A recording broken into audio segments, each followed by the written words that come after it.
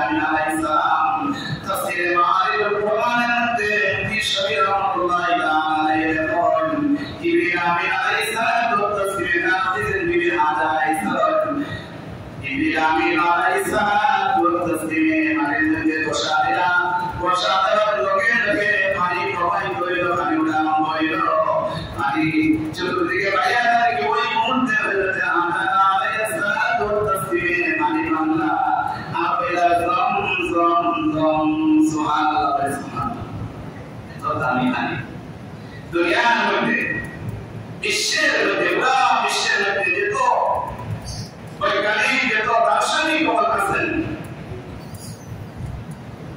সব বৈজ্ঞানিক একমত জমজম পানির চেয়ে বিশুদ্ধ পানি পৃথিবীর মধ্যে নাই। জমজমের পানি এত বিশুদ্ধ, এই জমজমের পানির মধ্যে বিশুদ্ধ আর কোন পানি পুরা পৃথিবীর মধ্যে নাই। এমনকি জমজম পানির অনেক বৈশিষ্ট্য আছে। জমজম পানি আপনি মান করা দাঁড়িয়ে জমজম আগে হয়েছি দুইটা পানি, একটা ওজন করে একটুলি পানি খাইবা গুড়া করবা দাঁড়িয়ে, আর জমজমের পানি খাওয়ার সময় কিরকম খাইবা দাঁড়িয়ে খাওয়া মুস্তাহাব।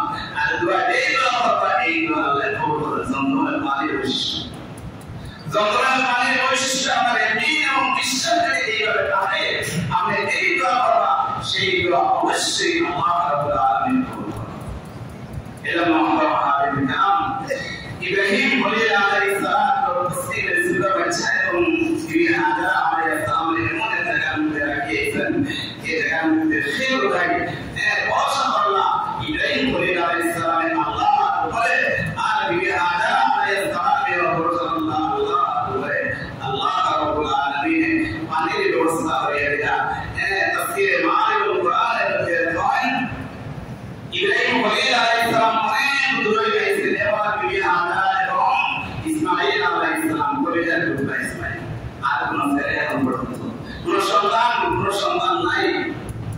ইব্রাহিম আলাইহিস সালামের দিলের মধ্যে কষ্ট লাগে, কিন্তু এইটা বলেন না যে আমি আমার বিবি আমার ছেলের চেয়ে আমার আল্লাহর বেশি মহব্বত করি, আল্লাহর মহব্বত করি।